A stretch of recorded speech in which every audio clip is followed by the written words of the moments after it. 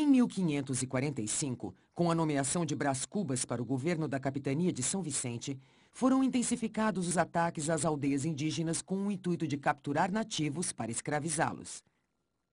A economia escravista era vantajosa, no sentido de gerar mão de obra local e ser um bem de troca, já que os índios eram vendidos como mercadoria para as capitanias do norte. Numa dessas expedições de captura, os homens de Brás Cubas adentraram a Baía de Guanabara com inúmeras canoas dos Carijós e Guaianazes que os ajudaram nesta empreitada. Penetraram barra adentro, colocando-se sempre ao largo para evitar as flechas inimigas, e aportaram na aldeia de Uruçumirim. Os tupinambás resistiram bravamente, mas foram mortos. Os que não conseguiram fugir foram feitos prisioneiros, entre eles Cairuçu e Aimberê. O líder da aldeia em Angra dos Reis, Cunhambebe, iniciou a reação às expedições escravistas dos portugueses. Cunhambebe comandava constantes escaramuças com a fortificação de Bertioga, próxima à sua aldeia. Sentindo-se ameaçados, os colonos fazem pressão sobre a coroa portuguesa para o envio de auxílio visando expurgar a ameaça indígena. Dom João III nomeia Tomé de Souza governador-geral. A iniciativa de Dom João III de criar um governo geral para seu recém-descoberto território foi uma tentativa de centralizar as decisões nas mãos de um poder local, dando agilidade ante as várias dificuldades que a colônia atravessava, tais como contrabando, ataques indígenas e de corsários e a própria ação individual e separatista dos donatários. Escolheu-se Todos os Santos, na Bahia, pela posição central, como a sede do governo geral de Tomé de Souza. Enquanto isso, na capitania de São Vicente, com o declínio da plantação de cana, pois a terra já não se mostrava tão produtiva, os colonos veem como opção o comércio escravista.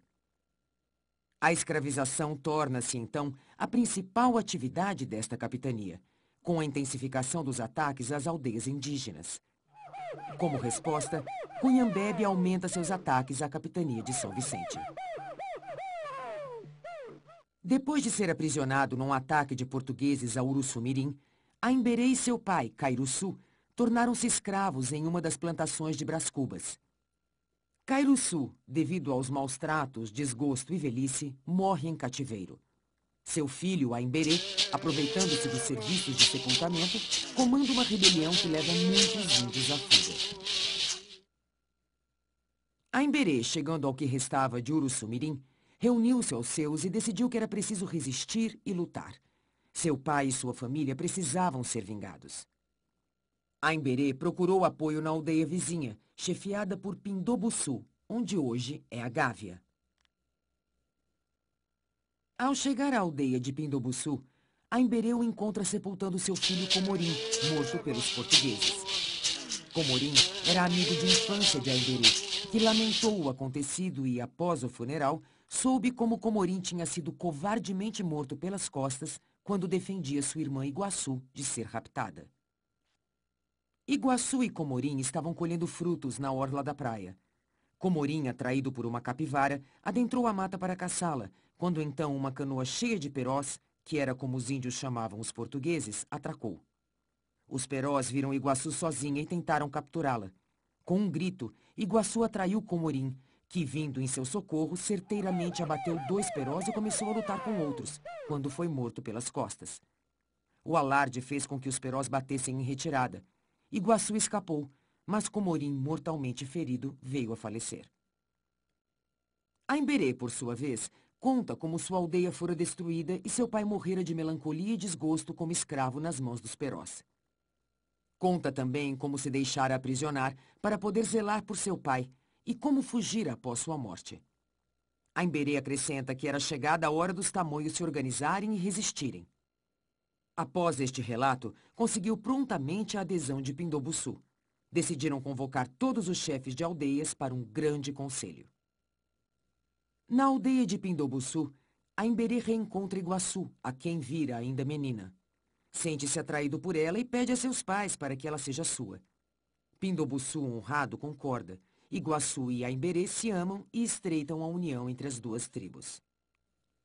O conselho se fez após alguns dias. Todos os chefes estavam presentes. Primeiro falavam os mais jovens e depois os mais velhos.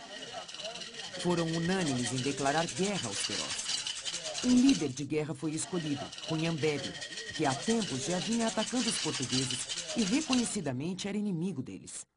Daquele dia em diante, eles não dariam mais trégua aos portugueses. E assim foi. Eles passaram sistematicamente à confrontação e ao enfrentamento. Ora atacavam o forte, ora as fazendas, queimando as plantações e levando terror e intranquilidade aos colonos. Eles acreditavam estar lutando uma guerra justa, uma guerra contra a escravidão e pela liberdade.